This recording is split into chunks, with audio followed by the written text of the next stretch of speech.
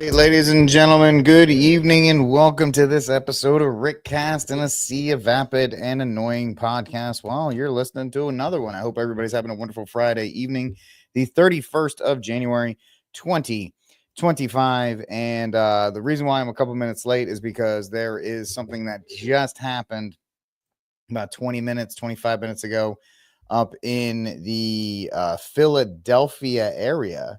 And yeah, it's actually pretty crazy. We have a plane crash that took place in Philadelphia, and nobody really knows what's happening at this point.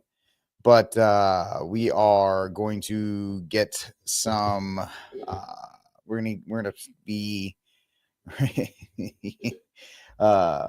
getting right into it. So let's see here. We can do all the other stuff, the intros and all that other stuff the other time. Let's get right into this.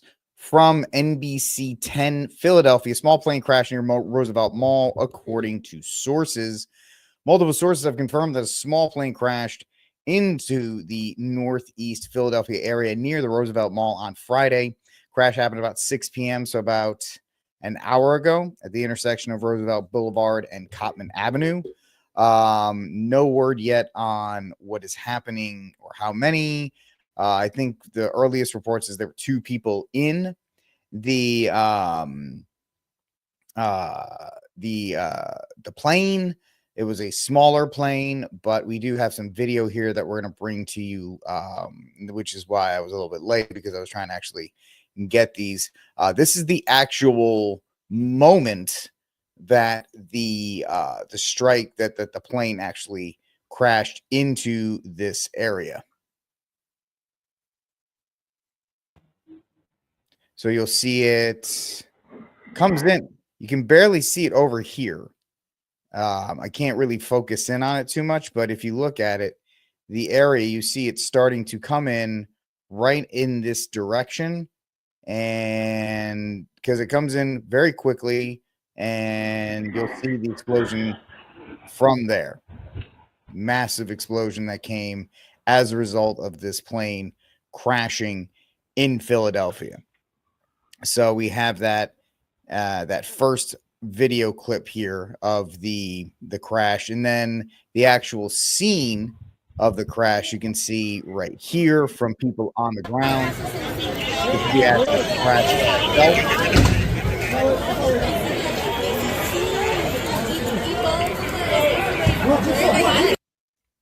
And so, as you can see, looks like it's pretty impactful as far as the direct hit that it took. And then finally, this last gentleman, that is a big explosion for a small plane. And that's kind of everybody's kind of figuring out like what is going on with this right now. But this is the third bit of video that's kind of coming in at the scene right now from Philadelphia where this plane crash took place. Fuck! I know who you are. Can I get? Yeah, just go the long way, bro. Just go the long way. All right, brother. All right. Just stay on the other side of this line right here, okay? I appreciate it.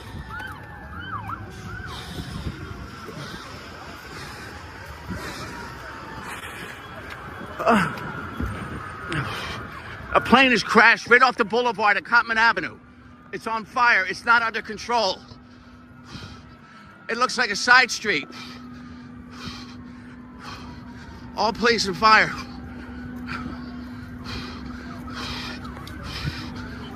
It looks like debris here. I'm in a debris field. They're roping off the parking lot. There is thick smoke and the smell of jet fuel. I'm working. I'm sorry. With Fox. I need to get my. I should have worn a jacket. Sorry, brother. Just go down around that I will. Go as far as you can. There's pieces of the plane here. We're near Northeast Philly Airport. There are lines of police and fire as far as I can see. Black smoke filling the sky over the shopping plaza. So if you're just joining us, what happened is there was a plane crash in northern Philadelphia near the Roosevelt Mall, is what they're saying. and it looks like we don't have official word on who was in the plane, how many people were in the plane, what type of plane. All we know is as of right now, we have a plane crash in Philadelphia, northeastern Philadelphia, near the Roosevelt Mall.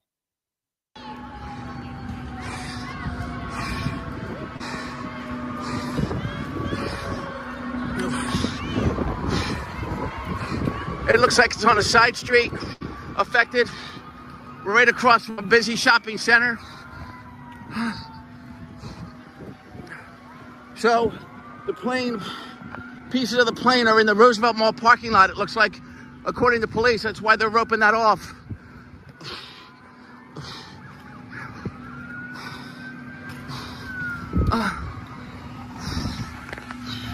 This was as close. There's black smoke. Sorry, I'm breathing bad. Flames of black smoke coming over. So, I'm trying to find this too, Steph. Steph is telling us that what she's reading, that is a jet. But right now, this is all we're hearing, and this was put out about 20 minutes ago. Actually, just updated about a minute ago. Small plane crashed in residential. Let me get you guys in on this, so it's not just me reading it. There we go. In Northeast Philadelphia on Friday night, CBS 3 reporter John Holden posted on X, formerly Twitter, that Philadelphia police, quote, confirming small plane crash in the area of Cotman and Boulevard, Northeast Philadelphia, multiple houses on fire, unknown injuries at this time. Philadelphia police said 2 people were on board the plane. There are also reports of injuries on the ground as well. Building on fire. Heavy smell of jet fuel in the air. Chris O'Connell of Philadelphia's Fox 29 post. Now, is he confusing the smell of aviation fuel with jet fuel or whatever else is going on there? I don't know if there is a difference. The cause of the crash remains unclear at this time, and the status of the victims has not been yet made available. Well, I'm pretty sure when you see an explosion that big, I don't think there's any survivors. I really don't think there's going to be any survivors from that. And so we don't know what happened. We don't know the cause of said crash. We don't know if anybody was in the mall. This was in the parking lot. At least that's what the news is telling me. It was in the parking lot of the mall and not the actual mall itself. So if I get any more updates as the show goes on, I'll try to bring them to you. But at least we know right now that there was a plane crash in Philadelphia, which is only going to make people more apprehensive and more on edge. This being the second major plane crash, even though it is a small plane and is not a commuter flight, or it's not like a 737 or any of these other things. It's just more problems in the aviation space that is making a lot of people very apprehensive right now. So it's going to be interesting to see. Not interesting. We will be, looking to see what the update is as far as the cause, the injuries, or any of these other things.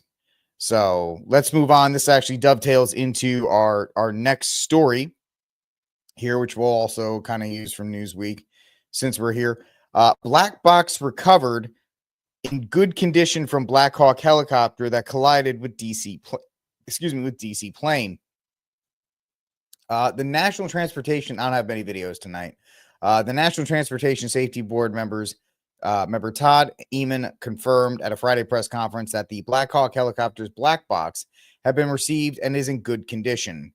The 2 planes, the black boxes, or both planes were previously recovered, or the planes was recovered on Thursday. Eamon said the plane's flight data recorder is also in good condition. He had a high level of confidence they'll be able to get a full download in the very near future. A cockpit voice recorder had water intrusion, he said, which is not uncommon and should be salvageable, that he added. And so as of right now, we have the black boxes being recovered. We don't know what the working condition is of that yet, but we'll see what is coming off from that, or what data can be, because right now it looks like that the helicopter was off course before the crash actually took place. And so it's not surprising to many of us that the black box from the helicopter would say that, considering everything else that's going on. So let's see here. We have American Airlines CEO thanks Trump for the response to the collision. The NTB, we already have that. The multiple safety collapses contributed to deadly DC crash. Deadly midair collision. Officials are scrambling to address. The 3 soldiers, which apparently we are not going to hear the names. So let's see. Recent names, 4 DC accident, plane divert. Yes, we talked about that yesterday. The days before that happened, you actually had a similar incident take place. That the helicopter, wrong one. The helicopter was above the altitude it was assigned.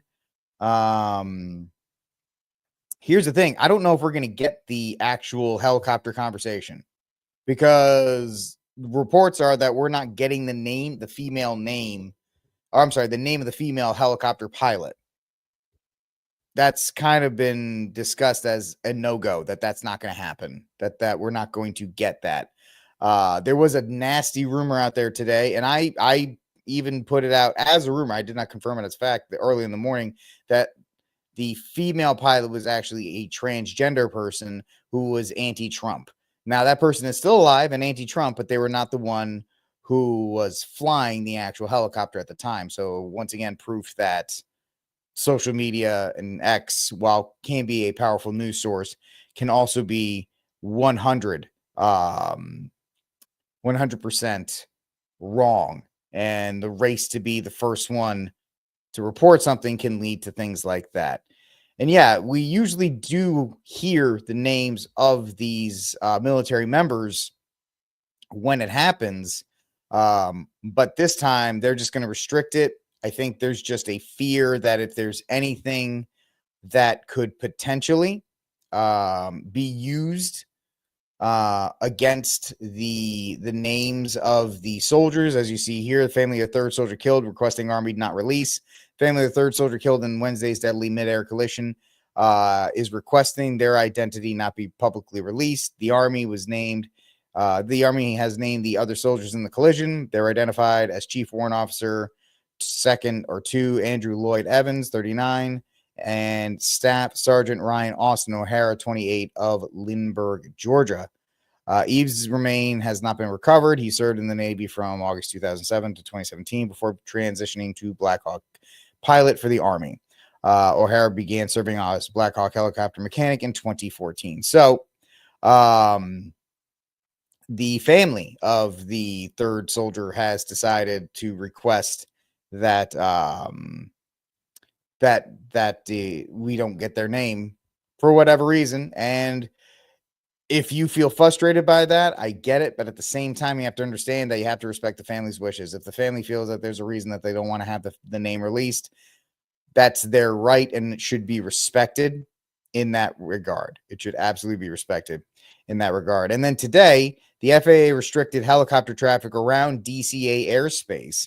And that brings something to Steph brought up now and that we talked about yesterday. It seems that the DC airspace is not as secure, at least from the FAA point of view, as one would hope, because you are seeing helicopters and commuter jets or jets overall be getting way too close to each other. I mean, you could say it's only twice. Well, that's a 50%. 50% of the time right now, we have it ending in disaster. The first time they were able to miss each other, that was Wednesday night, I believe. And then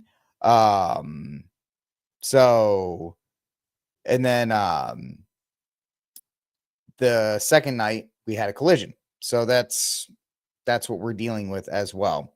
So it is what it is. And we talked about Steph, we talked about it last night about people blaming Trump and the DEI executive order. And then we brought up the fact as a counter argument to some people, well, it's that. And then we brought up the counter argument of, well, there's 1,000 people that have a class action lawsuit against the FAA for denying them a job that they were qualified for based on the fact that they were white. So it's two sides to this story. It's not cut and dry, unfortunately, like anything else. And I think probably that's one of the other reasons why the Black Hawk helicopter pilot's family is just like, don't tell the people my name, because they just won't.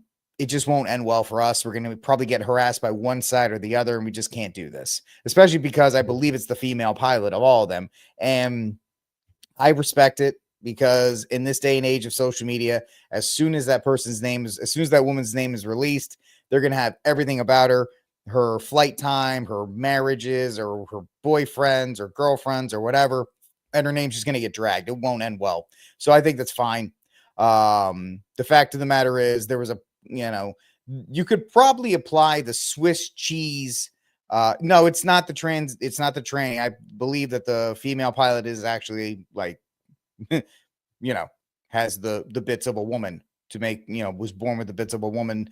So no gender, actual sex, female sex, that, she is an actual female.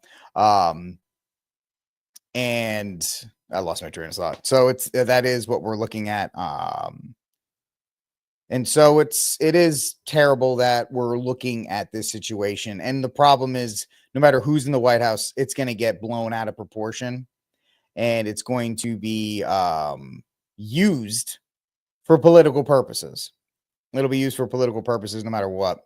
And that's just the state of what the time period that we live in. And it stinks, and nobody wants to deal with it, but we're kind of doing the same thing. Am I a biologist? No, but I'm actually pretty adept at figuring out who's a man and who's a woman, at least right now. Anyway, ladies and gentlemen, it is suspicious. Whenever there's a tragedy like this, it's hard to really figure out how this could happen. And so it's really just one of these things that you don't want to deal with. And it's just the last thing we'll say is, it's just the tragedy on top of the second tragedy of having to deal with the public after dealing with such a terrible tragedy. All right, ladies and gentlemen, moving on to our next story here on Rickcast. We're trying to just wrap up the week here as we have this pretty eventful week from start to finish. We're only 2 weeks in on Donnie's presidency, and I'll tell you, it's much more exciting than it was with Joe. It's much more exciting than it was with Joe. So say however you want about that. Speaking of which, page not found. The Trump administration scrubs web pages of gender reference. Federal agencies are reshaping their messaging to reflect President Donald Trump's priorities. This is from USA Today's Lauren Vilgram. Get out of here. Yes, Lauren Vilgram. I'm sure she's going to be very objective and not upset during this entire article. Federal government websites mentioning gender and diversity began disappearing Friday, replaced by the phrase page not found. The broad-based blackout some feared didn't transpire, but the entire census.gov website hosting all U.S. Census Bureau data went missing Friday after 6 p.m. Eastern time for roughly an hour, after which some census pages continued to say access is currently unavailable due to maintenance. And knowing the federal government will probably be under maintenance for the next 6 months. It's a major blow to government transparency, said Faith Williams, policy director of the nonprofit watchdog Project on Government Oversight. It's extremely troubling to see census.gov go dark. We fear it's part of a wider disruption of the government websites and data. I mean, talking about like diversity, equity, and inclusion web pages as a loss in diverse of actual like transparency, I think that's a bit much, right? It's a bit much, but we'll see. what's going on there. The Centers for Disease Control page containing data on health disparities among LGBT MAP youth and other information supporting of gender diversity came up empty midday Friday. It redirected visitors to the agency archive, but many of the links archived information were also dead, including a topic page titled Transgender and Diversity Persons. A National Institute of Health webpage on sex, gender, and drug use showed a 2-word message, access denied, which is, when talking about the subject, actually kind of hysterical. Other CDC pages and database and data sets on topics including the jab, AIDS were still functional, but some AIDS-related pages were missing, including the Let's Stop HIV Together page. The CDC didn't mention response to requests for information on Friday, but the down websites could be found across the federal bureaucracy, from the National Park Service page dedicated to the Stonewall National Monument, honoring the site of the birthplace of the modern LGBT MAP movement, to the Department of Education and State Department pages directing members of the LGBT MAP community and the Environmental Protection Agency's drop-down menu on climate change. For the fact of the matter is, the whole thing with this movement, and I'm gonna say chaos is trying. Steph is saying chaos is Donnie's strategy. My retort to you, Steph, would be that the entire LGBT MAP movement is a chaos strategy that meant to waste time and energy having pages and things dedicated to mental disorders. Okay, people who have any of the same-sex attractions or think they're a different sex or any of these other things, they should not be enabled by society. We should not be saying, oh, yes, that's fine, because it doesn't help these people in the long run. And when the federal government does it and they promote it, it's very telling, because they don't have these things in other countries. They don't prioritize something that doesn't exist in other places. And so it's just a return to the government shouldn't be picking out and shouldn't be giving special treatment to anybody. The government's job is not to give special treatment to anybody. The government's job is there to serve everybody. And the problem is, when you put one group in a special class, then other groups have to be put down. And then you have the victim Olympics, and you have all these other things that just make it more difficult for people to actually, exist. And that's what people just want to live. The LGBT MAP movement says, oh, we just want to exist and we just want to live. And then it's like, but everybody else needs to accept our lifestyle and change what you're doing for us. Well, those two things don't work. Okay. You can't live and let live and then go, see, you're going to say fair treatment for all, Steph. But what about somebody like myself, who's a Catholic, who has to be forced to accept or be,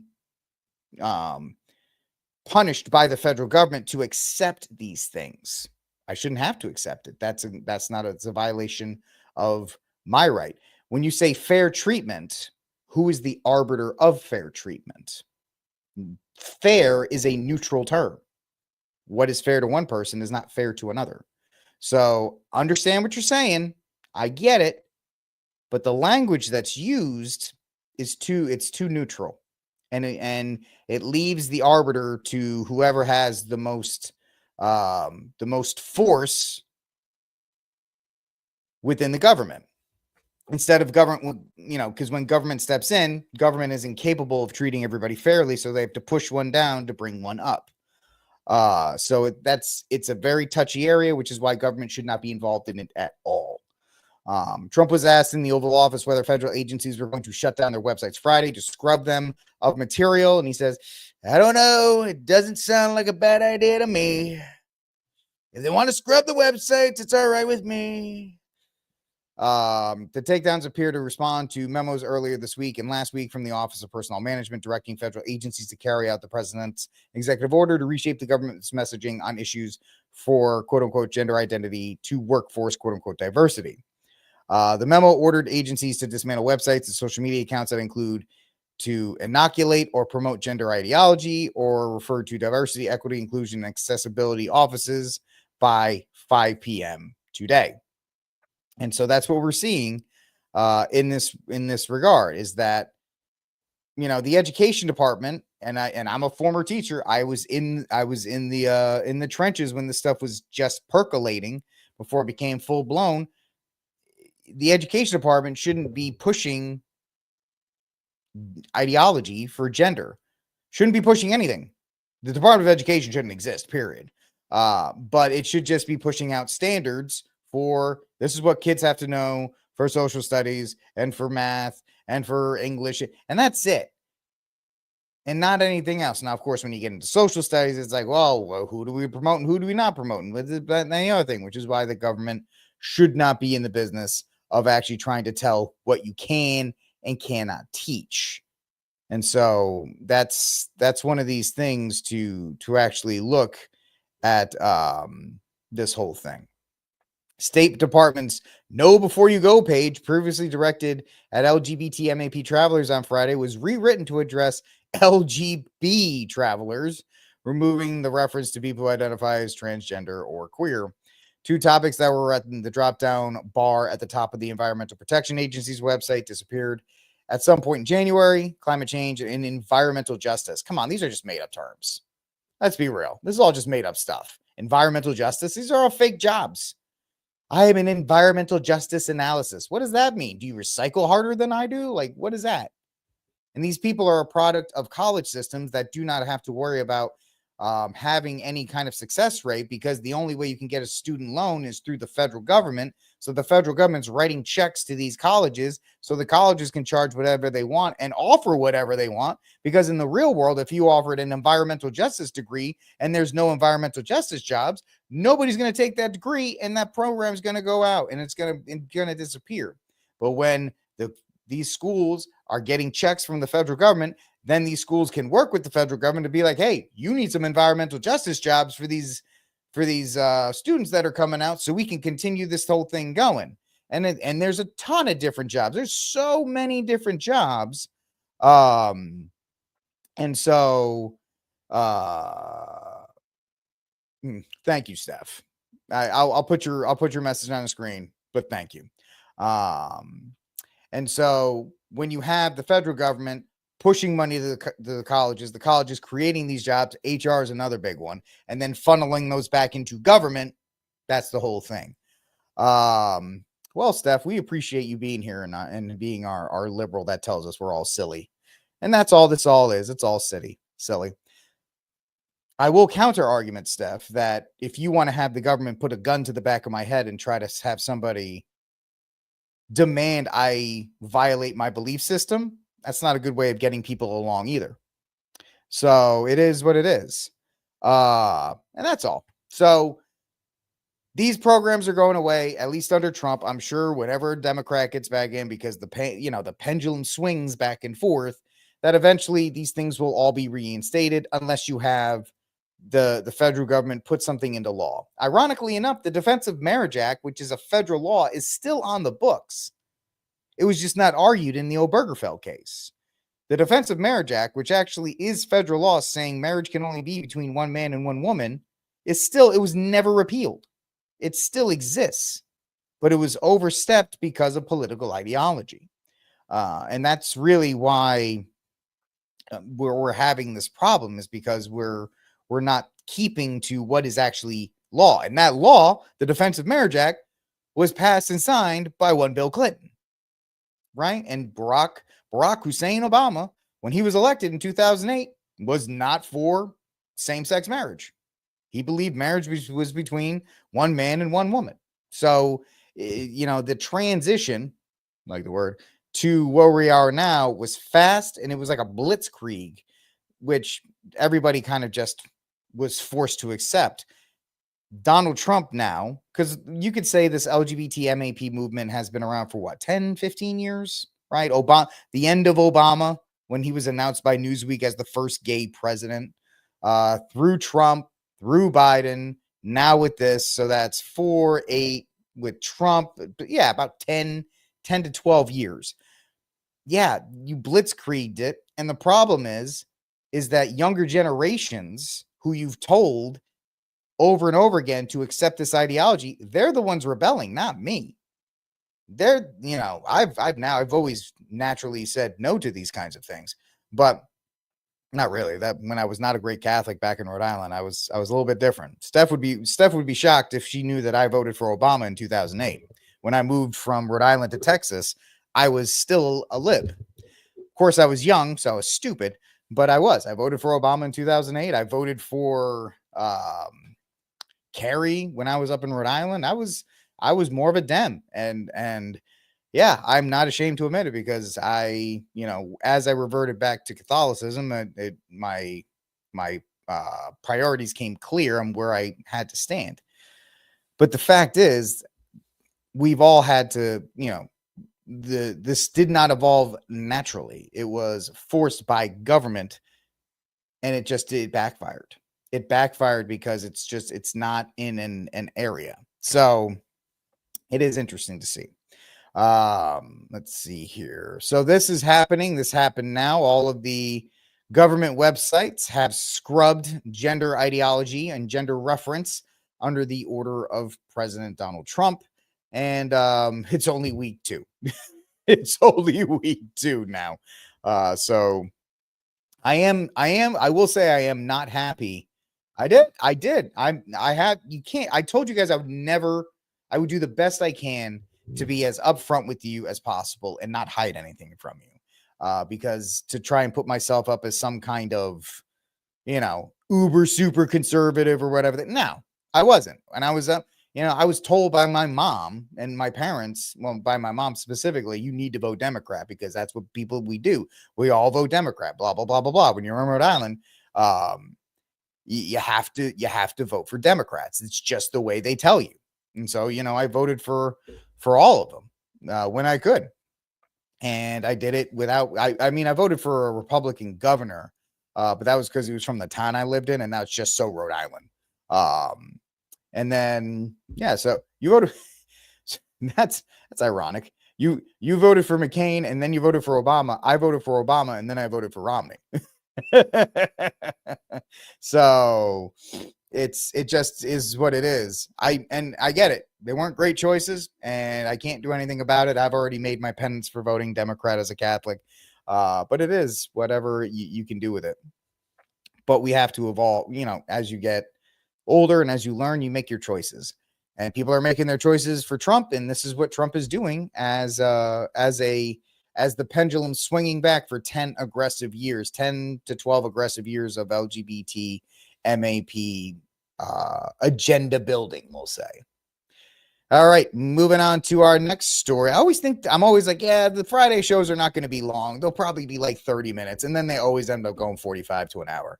What can I say? I just can't shut up. It's just whatever I do. All right, ladies and gentlemen, third story of the day. Watch as Hakeem Jeffries vows to fight Trump's agenda, quote unquote, in the streets. Now, this is just Hakeem Jeffries pretending to be a tough guy. You can hear it here. Legislatively, we are going to fight it. We are going to fight it. Legislatively, we are going to fight it in the courts. And we're going to fight it in the streets. We are going to fight. You're not fighting anybody in any streets, Hakeem. You're a nerd. You're a nerd and you're a dork. But these guys always called it, like, by the left's own rules, isn't that an insurrection? Calling for violence? I just want to understand where the rules are. Now, I know there are always different rules for Democrats. Like the vice president, when she was running in 2020, could bail out people in Minnesota who were burning down buildings, and leftists could firebomb places and not have to pay for that or deal with it. But Hakeem here, he wants to pretend like he's Malcolm X. We're gonna fight in the streets, buddy. You're gonna be sitting in your Uber apartment, your penthouse apartment, sipping your box wine, watching everybody else doing what they do. And it's pretty pathetic that these guys pretend to be tough, that these guys pretend to be anything else but just disruptors and people who are chaotic.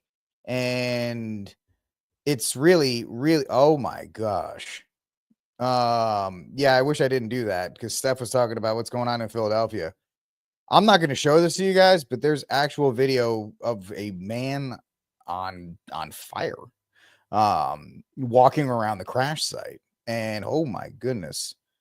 Yeah, I'm gonna have to get a couple of these before the end of the show just to update you. This is absolutely mortifying. Let's see here. What else we got? Yeah. So let me finish this story up before I get the rest of this over to you guys.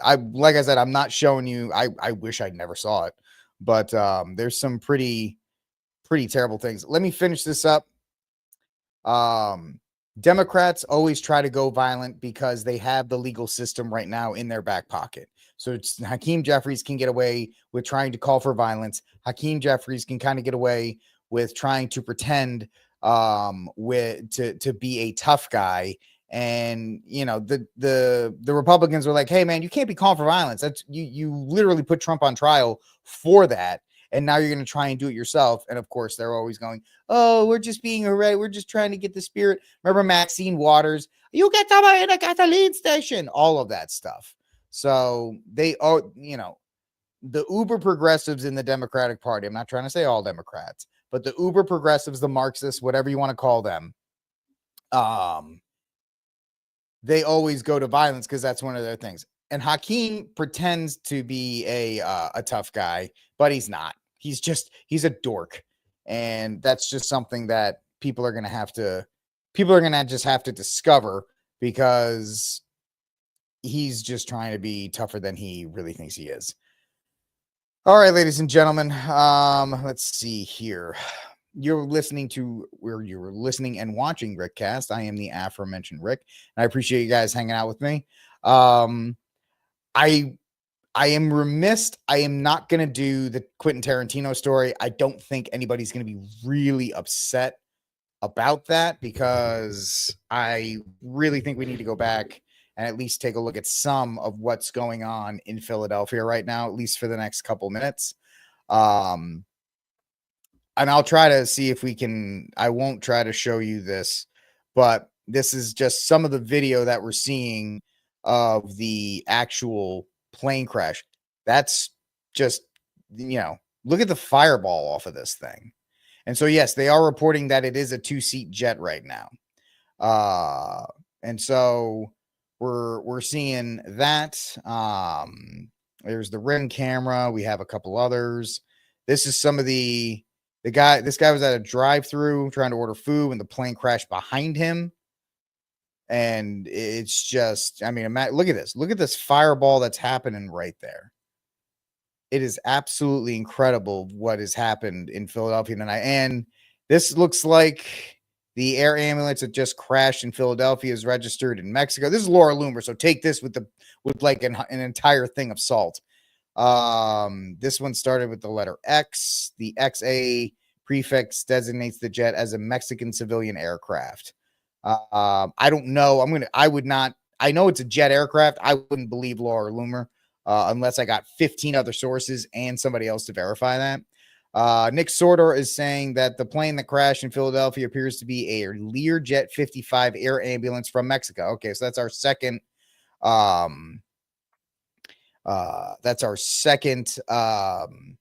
Verification that this is a Mexican aircraft. Seems to have crashed shortly after takeoff from Philly's executive airport. No it's actually caused anything at this time.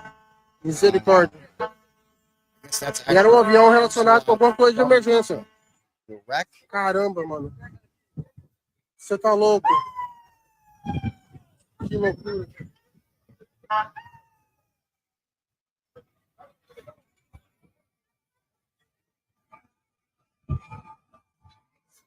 Wow.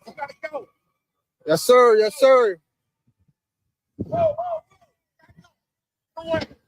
Get away. Excuse me. This is Galera,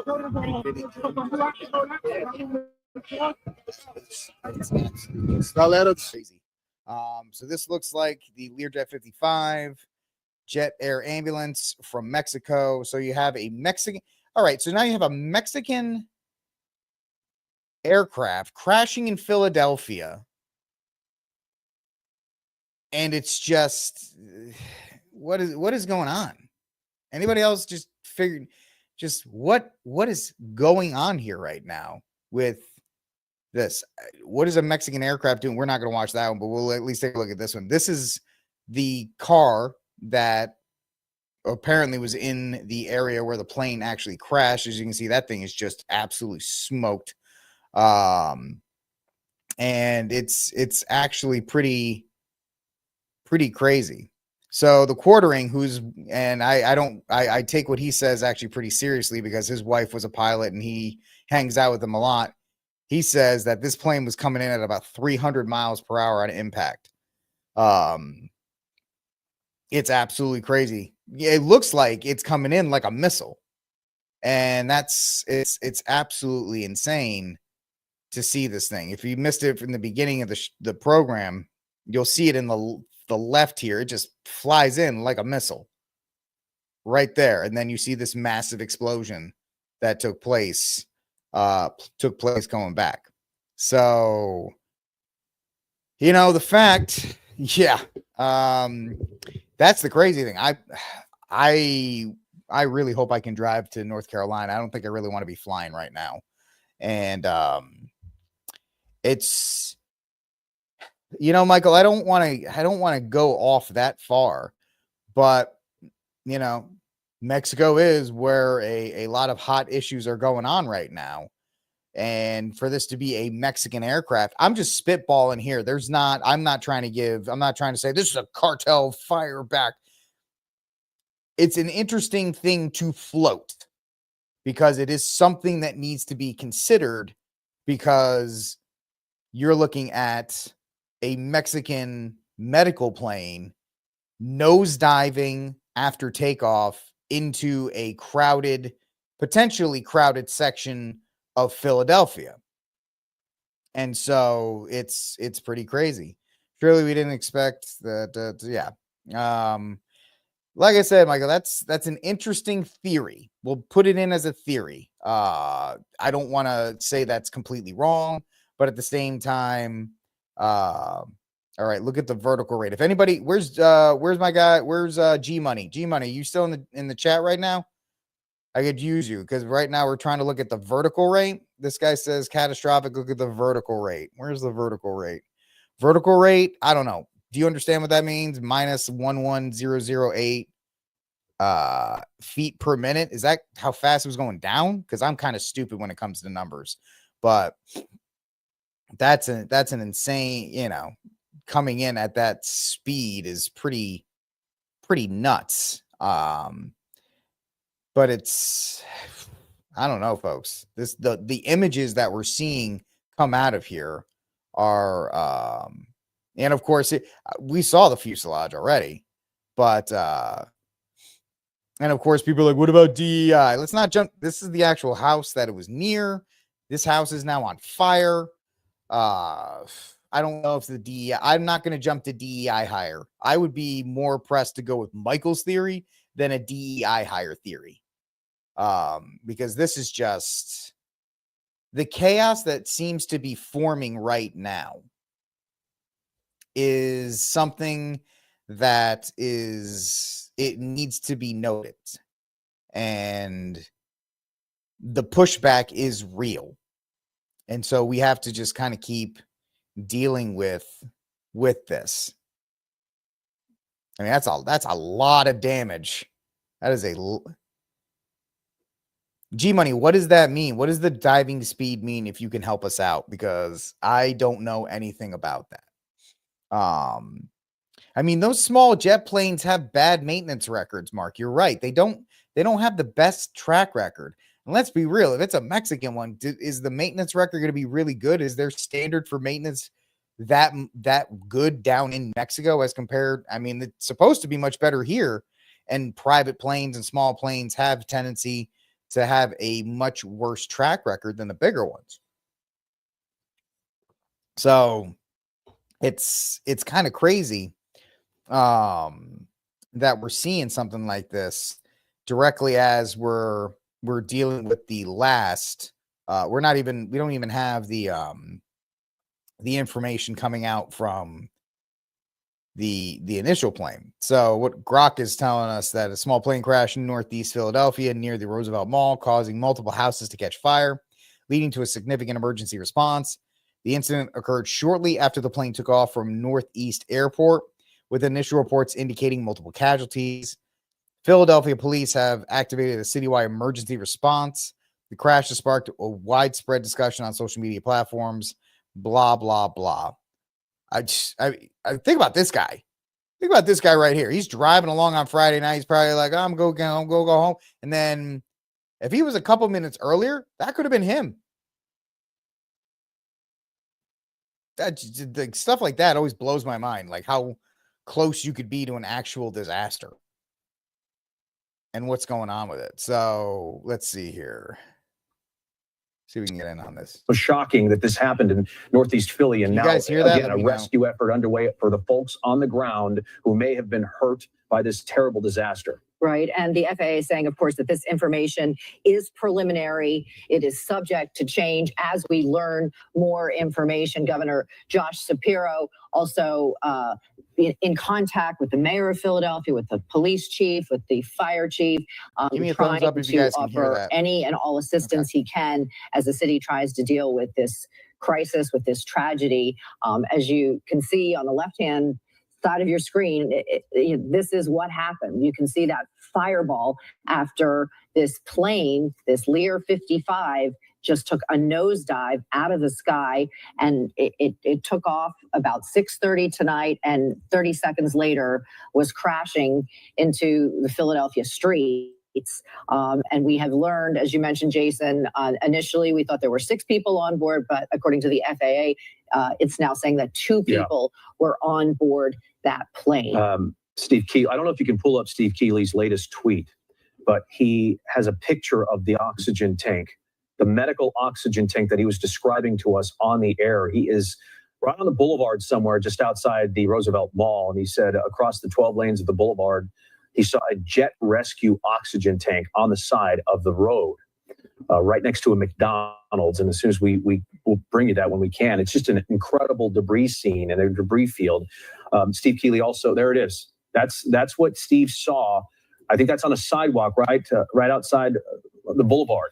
Right. Not sure if it was hit by cars or just incredible that is intact.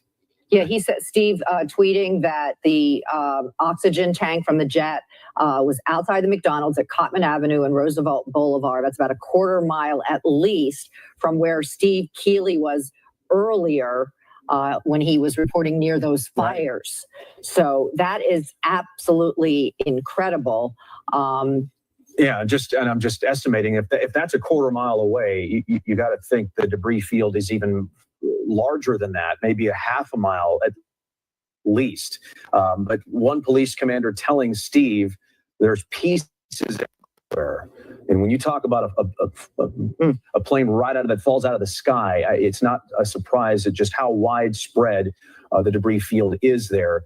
And now we turn our attention to the ground and the folks there and the innocent people on the ground driving and shopping and eating. And it's just way too soon to tell. And we'll certainly be checking in with hospitals, checking in with the community there to try to figure out if everybody's okay on the ground. Right. And Philadelphia Council member Mike Driscoll issuing a release on the impact of the crash in Northeast Philadelphia. He is the chair of the Transportation and Utilities Committee, and he says that his heart is so heavy. This is a quote: "As we continue to learn more about this tragic plane crash in Northeast Philly, we are in direct communication with our emergency response teams to monitor the ongoing impact to the immediate and surrounding area. This is after situation with reported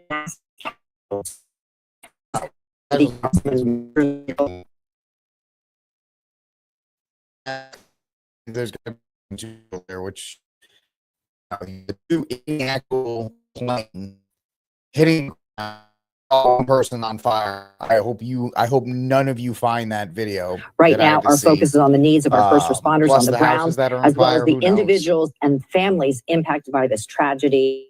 They're obviously asking people to avoid the area, and their prayers are with everyone right now. So just a really horrific scene, a horrific situation after this plane crashed at Roosevelt and Cottman just after 6:30 tonight, shortly after taking off from the airport in Northeast Philadelphia. About 30 seconds. And again, a Learjet 55, and I don't know if our staff can just put up a Learjet 55 picture when you can, just to show the folks what it looks like. It's got about 4 windows, twin engine jet. It was headed to Missouri, so it had just been filled up with fuel. Two people on board, according Mexico to the FAA. flies to Philly and then it was to Missouri? before 6:30 when it crashed. 30 seconds after takeoff, something terrible happened in the sky, and we won't even. I don't know if it's begin to try to. I'm gonna have to double check. Why is filing your taxes with Free Tax USA? So that looks like that's about it for that, because we're about to run out of time on this show. But I don't know about the Mexican plane part.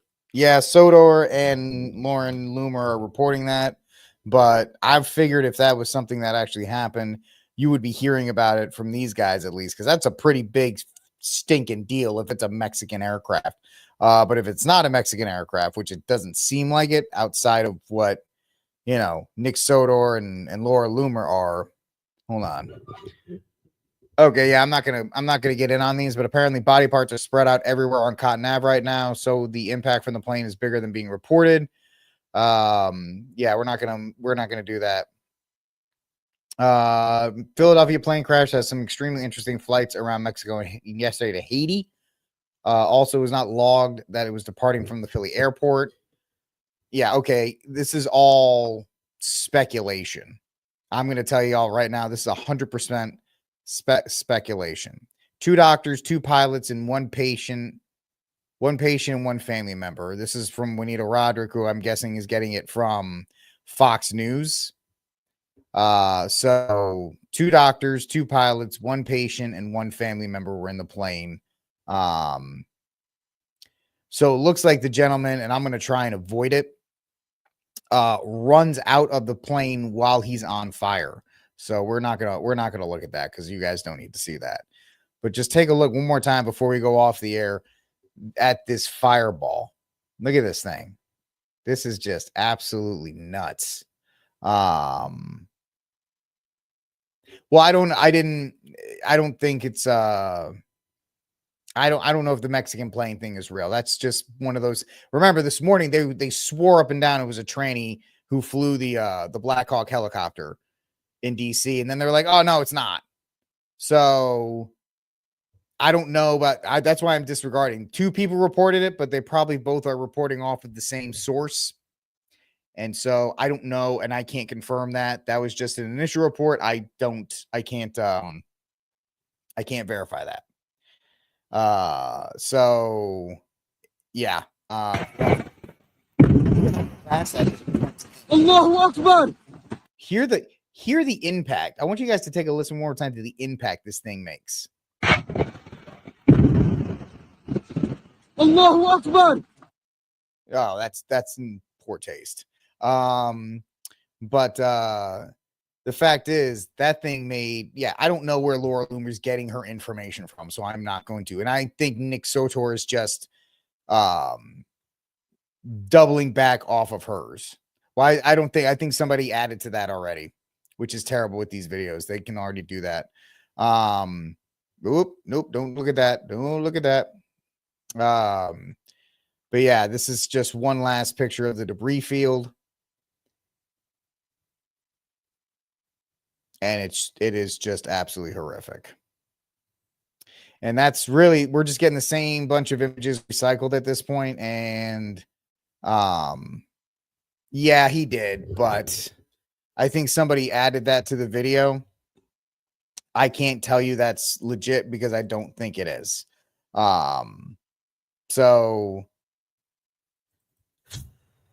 it's a bad time, folks. This is an awful thing. Yeah, I'm sorry we caught that one, but yeah, it's really bad. Yep. Everybody's trying to post first, and that's why I'm trying to tell you that I do not in any way, shape, or form legitimize that. And I'm probably going to get hit with. Okay, look at this. This one breaking up. Look at this debris field. Look at this debris field, folks. Look at that. Wow, that is just. Of course, somebody's idiot drone's probably already in the air taking these shots. Look at this absolute destruction that's taking place here. Unbelievable. I think that's a fast food restaurant where the guy that in that one video caught it. Then you had the multiple houses on fire. It's just absolutely devastating to see this. You got one house on fire. Probably these houses all have damage. You have all of this. This looks like the crater. I mean, and these just unbelievable. That is just absolutely stunning. The amount of death that is there right now. And it's just awful. That's a drone shot. Yeah, I mean that's I you know, say what you will about drones, but that is you get shots like that which you wouldn't be able to get 5 years ago. Just unbelievable, folks. So that's all I've got for you. And so it's nope, we're not going to look at that. Yeah, I wish yeah. His parent, oh man, you got a friend that's living near you? Oh, man, I hope they're all right. I really hope that his parents are okay from all that because even the impact is just absolutely crazy. But it's going to be a recycling of those photos. I will try to have an update for you on Monday here on Rickcast. And yeah, so that's it for this episode of Rickcast tonight. There's not much else for me to talk to you about as far as the actual events. Keep the people of Philadelphia in your prayers because that is an absolutely devastating occurrence to take place Friday at 6 p.m. That's just, or anytime really, but it's awful. All right, folks, I will talk to you guys on Monday. Like, subscribe, share, hit the notification bell. If you want to be a part of the show, we go live 5 nights a week. And, you know, if we didn't go live, we wouldn't have been talking about this. Whether that's a good or bad thing, that's up to you. But I will talk to you all on Monday. Y'all stay safe out there. And God bless. And until that day comes, free Dexter Taylor. That's my end thing. There it is.